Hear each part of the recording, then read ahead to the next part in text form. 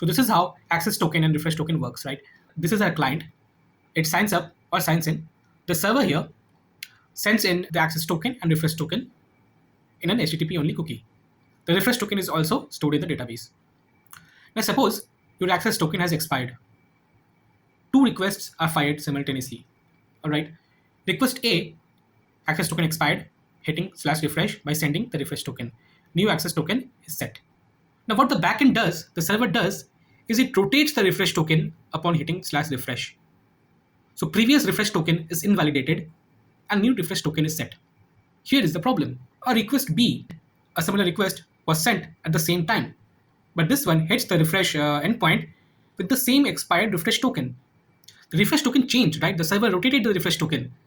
So the server is not able to validate this refresh token and the user is logged out. This is a concurrency issue that we have to face when we rotate our refresh token every time a new access token is generated. This is a custom fetch wrapper that I've created that takes in the service function. This service function is basically your endpoint fetching functions that you create, and it checks if the service function returns a 401 response or not. It calls this, and if the return is 401, this means your access token is expired and is refreshing token is set to true.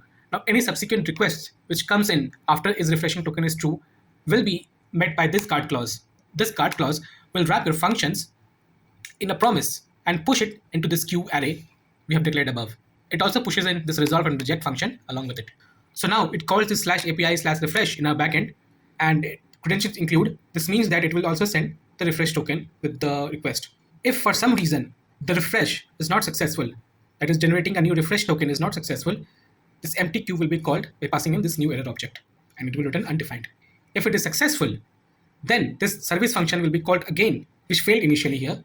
It will be called again, and then this empty queue function will be called with null as an argument, and then this response will be returned.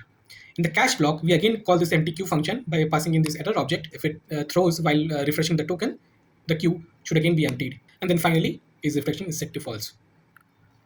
This empty queue function takes in an error object or null, and first it spreads this queue array which we have declared here into this pending queue variable. If there is an error, it will go through this pending queue array and reject each and every promises that we have created. Then it will return. If there is no error, it will again loop through this pending queue array and resolve each and every promises that we have created. Now these are the promises that were pushed into this queue, those subsequent requests that were put into this queue when is refreshing token was set to true.